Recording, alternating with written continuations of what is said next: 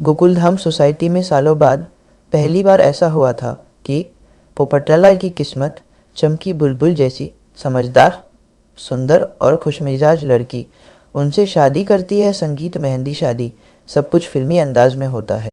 Society वाले मिठाई पर मिठाई खा रहे हैं और पोपटलाल खुशी से हवा में उड़ रहे हैं। सबको लगता है अब पोपटलाल का सूखा खत्म, जिंदगी में प्यार ही प्यार। लेकिन असली कहानी तो शादी के बाद शुरू होती। शादी के 2 महीने बाद ही बुलबुल एक दिन पोपटलाल को बोलती है, मेरे पास एक खुशखबरी। पोपटलाल की खुशी का ठिकाना नहीं, दिल धक धक, आंखों में चमक। वो सोचते हैं कि उनकी जिंदगी पूरी हो गई। गोकुल धाम में ढोल नगारे बजते हैं, सब लोग नाचते हैं। लड्डू खाओ, पोपटलाल पापा बनेंगे। पोपटलाल तो बेबी के कपड़े तक खरीद लेते हैं। कई महीनों बाद बच्चा जन्म लेता है, सुंदर, प्यारा, हंसमुख। सब देखते ही खुश हो जाते हैं। पर पोपटलाल को एक बात खटकती है। बच्चे की एक खास फाशियल फीचर बिल्कुल भी उन पर नहीं जाता, और सिर्फ उन पर ही नहीं, उनके खानदान में किसी पर नहीं जाता। अरे बच्चा तो भगवान की देन होता है, मुझे शक करना ही नहीं चाहिए। एक दिन सोसाइटी में बुलबुल का एक पुराना कॉलेज मित्र आता है। वो बच्चा देखता है और अचानक रुक जाता है, और अचानक रुक जाता है। ये बच्चा किसका है? उसकी आंखों में झटका था। बुलबुल उसे तुरंत अंदर ले जाती है। उन दोनों के बीच कुछ फुसफुसाहट होती और वो आदमी बिना किसी को बताए चला जाता है। पोपटलाल ने सब सुना नहीं, पर महसूस किया कि कुछ गलत है। धीरे धीरे बुलबुल का व्यवहार बदलने लगता है। वो पोपटलाल से ज़्यादा उस बच्चे को लेकर परेशान रहती है। फ़ोन पर किसी से रोज़ बात करती है। पोपटलाल को लगता है कि शायद बच्चा की परवरिश का तनाव है, पर अंदर से मन डरने लगा। एक दिन बच्चे की तबीयत अचानक बिगड़ जाती है। डॉक्टर कहता है, हमें बच्चे का एक दुर्लभ टेस्ट करना होगा, जिसके लिए माता पिता दोनों का देना चाहिए। बुलबुल घबरा जाती है।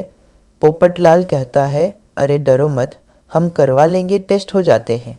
कुछ दिन बाद रिपोर्ट आती है, और रिपोर्ट देखकर डॉक्टर, पोपटलाल और पूरा गोकुलधाम स्तब्ध रह जाता है। मंडप जैसा गोकुलधाम में फिर मीटिंग बुलती है।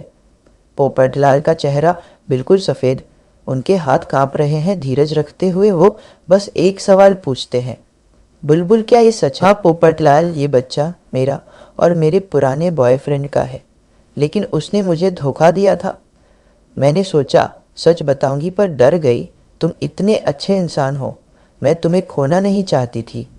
पूरा माहौल सन्नाटे में बदल जाता है। पोपटलाल का दिल चकनाचूर। वो चिल्लाते भी नहीं, बस चुप हो जाते हैं।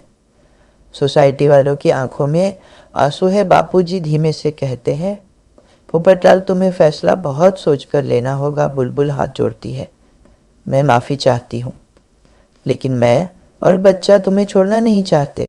रात भर पोपटलाल छतरी पकड़े अकेले घूमते रहते हैं। मन में सवाल, क्या मैं धोखा स्वीकार करूं?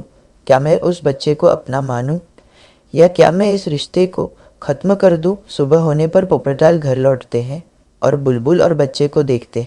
पोपटलाल की आंखें भर आती हैं और वो धीरे से कहते हैं, बच्चे ने मेरा क्या बिगाड़ा है? गलती बुलबुल की थी, बच्चे की नहीं। मैं इसे अपनाता हूँ। पूरा गोकुलधाम भावुक हो जाता है। बुलबुल फूट फूट कर रोते हुए पोपटलाल के पैरों पर गिर जाती।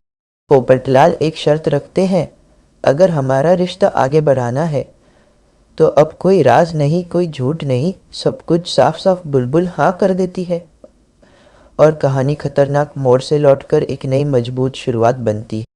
पोपटलाल बच्चे को गोद में लिए कहते हैं, लड़ाई खून से नहीं दिल से जीती जाती है, और ये बच्चा मेरे दिल का है।